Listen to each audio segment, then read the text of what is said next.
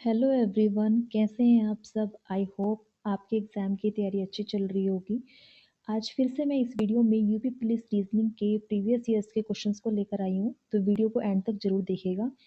पहला प्रश्न है, मिसिंग लेटर्स को हमें यहाँ पर फाइंड आउट करना है। AZYB और यहाँ पर जो लाइन्स दी गई हैं हमें यहाँ पर मिसिंग लेटर्स को फाइंड आउट करना है। तो चलिए देखते हैं। इस तरह के क्वेश्चंस को सॉल्व करने के लिए हमें अल्फ़ाबेट्स के नंबर वैल्यू पता होना चाहिए। इससे होगा क्या, एक तो आप इजीली सॉल्व कर पाओगे और कम टाइम में सॉल्व कर पाओगे क्वेश्चंस को। तो देखते हैं, ए की वैल्यू होती है 1 और जेड की होती है 26, वाई की होती है 25 और बी की होती है 2।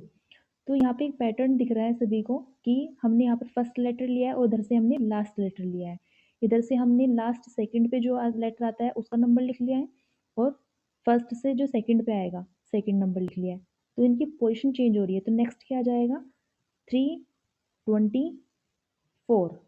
तो 3 पे क्या होता है, सी, और 24 किसका नंबर है, एक्स का। तो सी और डी तो यहाँ से ऑप्शन रॉन्ग हो जाएंगे। डब्ल्यू डी, नेक्स्ट है डब्ल्यू डी। डब्ल्यू का होता है 23 और डी का होता है 4। तो नेक्स्ट क्या आ जाएगा, 522। 5 की वैल्यू, 5 किसकी वैल्यू होती है, ई की, और 22 वैल्यू किसकी होती है, वी की। तो राइट ऑप्शन हो जाएगा हमारा बी, CX, EV। ओके, अब चलते हैं अपने सेकंड क्वेश्चन की तरफ। सेकंड क्वेश्चन है, एक्स बिंदु ए से बी तक चला। एक्स जो है वो ए से बी तक चला। हम पॉइंट टू पॉइंट लाइन पढ़ेंगे और उसके अकॉर्डिंग हम अपना क्वेश्चन सॉल्व करेंगे। एक साथ नहीं करेंगे कि एक साथ पूरा क्वेश्चन पढ़ लिया और फिर उसके बाद सॉल्व कर रहे हैं, नहीं। पहले हम एक लाइन पढ़ेंगे, उसके बाद हम तुरंत सॉल्व करेंगे। ए बी तक चला, फिर वह दाएं मुड़ा। ये अब यहाँ से दाएं मुड़ेगा तो इस डायरेक्शन में मुड़ेगा। कितना चला, 17 फीट। फिर वह फिर से दाएं मुड़ा। जब यहाँ पे पहुंच गया तो उसका दायां किधर होगा, इधर की तरफ होगा। आपको राइट और लेफ्ट पता होना चाहिए। इसके लिए आप अपने आप को महसूस करिए कि आप वहां पे खड़े हो, तो आपको राइट एंड लेफ्ट जो है वो इजीली पता लगता रहेगा। तो हम फिर से राइट मुड़ा वो, और वो उतना ही चला जितना कि जो कि ए से बी के बराबर है।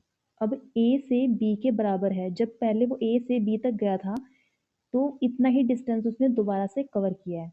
फिर से वो वहां से दाएं मुड़ा, फिर से वो वहां से दाएं मुड़ गया और आगे 9 फीट चला। कितनी चला, 9 फीट चला। मान लो वो यहाँ तक पहुंच गया है। अब वह शुरुआती बिंदु से कितनी दूर पर है। तो उसने पूछा है यहाँ से यहाँ तक की डिस्टेंस क्या होगी।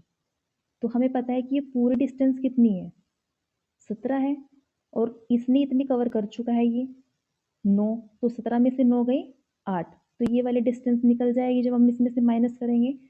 तो टोटल आंसर आ जाएगा 8 फीट। तो राइट आंसर हो जाएगा सी, 8 फीट। अब तीसरे क्वेश्चन पर चलते हैं।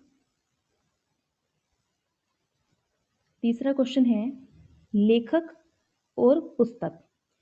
अब इस तरह के क्वेश्चंस में ऊपर की तरफ लाइंस लिखी होंगी, आपको पढ़ने की जरूरत नहीं है, टाइम वेस्ट ही होता है। बट जब हमने ये रेशियो का यहाँ पर एक सिंबल दिया हुआ है, इस तरह के क्वेश्चंस में क्या है, ये एनालॉजी का क्वेश्चन है कि लेखक का जो संबंध पुस्तक से है वही रिलेशन जो है वो सी का डी से होना चाहिए। अगर यहाँ पे ए है, ए का रिलेशन जो बी से है वही रिलेशन सी का डी से होना चाहिए। ऐसे होता है ना, ए का जो रिलेशन बी से है वही रिलेशन सी का डी से होना चाहिए। इस तरह से ही होता है। तो हमें ऊपर जो 2 लाइंस लिखी होती हैं क्वेश्चन पेपर में, उसे पढ़ने की जरूरत नहीं है अगर हमें पहले से पता है कि ये क्वेश्चन किस टाइप से पूछा जा रहा है।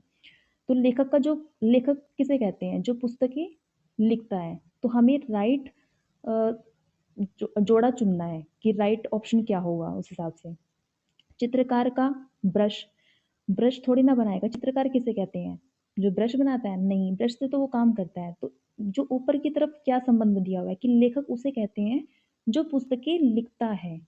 ठीक है, तो जो ये काम इधर दिया हुआ है उसका काम, और इधर दिया हुआ है प्रोफेशन, उसको क्या बोलते हैं, अगर ये काम करेगा तो उसको क्या बोलते हैं। तो पत्थर मूर्तिकार, मूर्तिकार किसे बोलता है? जो मूर्ति बनाएगा, तो ये भी रोंग हो जाएगा, ऊपर वाला भी रोंग हो जाएगा। कुम्हार किसे बोलते हैं? जो बर्तन बनाता है। तो हमारा राइट ऑप्शन यहाँ से सी हो जाएगा। नर्तक, नर्तक मतलब जो नृत्य करता है। तो नृत्य का संबंध जूते से नहीं होगा, क्योंकि यहाँ पे होता है नृत्य, नर्तक उसे बोलता है जो नृत्य करता है। तो ये भी ऑप्शन ऑप्शन रॉन्ग हो जाएगा। तो राइट ऑप्शन क्या बचता है यहाँ पर? सी। अब चलते हैं फोर्थ क्वेश्चन की तरफ। आई होप आपको ये समझ में आ रहे होंगे क्वेश्चंस। अगर किसी भी को भी कुछ प्रॉब्लम है तो वो कमेंट सेक्शन में ज़रूर बोल सकता है कि यहाँ पर ये प्रॉब्लम आ रही है, तो मैं उसके लिए वीडियो अलग से बना दूंगी। तो फोर्थ क्वेश्चन है, सी ने डी से कहा तुम मेरी बहन के पति के ससुर हो। एक कोई सी है, उसने डी से कहा कि तुम मेरी बहन के। अब इसकी बहन, तुम मेरी बहन मतलब मेरी किसके लिए है? सी के लिए, क्योंकि सी ही बोल रही है, तो इसलिए जो मेरी शब्द, मेरी वर्ड यूज हुआ है वो उसके लिए यूज होगा, फर्स्ट के लिए, सेकंड के लिए नहीं, क्योंकि जो बोल रहा है वही बोल रहा है ना कि मेरी बहन। ठीक है, तो इसकी यहाँ पर बहन है, हमने उसको नेगेटिव से शो कर दिया है। जो भी फीमेल कैंडिडेट है उसको हमने नेगेटिव से शो करेंगे, और जो मेल कैंडिडेट है उसको हम प्लस से शो करेंगे। तो सी है, सी की कोई बहन है, और बहन के जो पति हैं, बहन के जो पति हैं, पति को हम ऐसे लिख लेंगे यहाँ पर, ये है इसके पति। तो हस्बैंड वाइफ जब होते हैं तो हम उसे इस तरह के सिंबल से शो करेंगे, दोनों तरफ ऐसे एरो के निशान लगा देंगे। तो जो उसके पति हैं उसके ससुर, अब पति के ससुर कौन होंगे? जो इनके पापा होंगे, इनकी बहन के पापा होंगे। ठीक है, वही इनके पति के ससुर होंगे। तो पूछा क्या गया है, डी कोमा सी से किस प्रकार संबंधित है? तो इस लाइन का मीनिंग समझो आप। डी कोमा सी से किस प्रकार संबंधित है, मतलब कि डी जो है वो सी का क्या लगता है। हमेशा ये पूछा जाएगा कि डी क्या लगता है, किसका? सी का। ठीक है, तो इस लाइन को आपको समझना बहुत ही जरूरी है, तभी आपको क्वेश्चन को सॉल्व कर पाओगे। तो डी, तो ये ससुर जो है वो डी ही तो है, जो ससुर है यहाँ पर वो डी ही है। तो सी जो है वो, सी के क्या लगे? डी, ये पिता ही है, क्योंकि ये इसकी बहन के पिता है। तो यहाँ से डायरेक्ट रिलेशन निकल जाएगा कि सी के डी पिता है। तो यहाँ पर राइट ऑप्शन हो जाएगा डी, सी का पिता है। डी क्या है? सी का पिता है। आई होप आपको ये क्वेश्चन समझ में आया होगा। और फिफ्थ क्वेश्चन आप सभी के लिए है, ethnic icebox auction and types, और नेक्स्ट वर्ड हमें बताना है। तो कमेंट सेक्शन में इसका उत्तर जरूर दीजिएगा। आई होप आप सभी को ये वीडियो अच्छी लगी हो।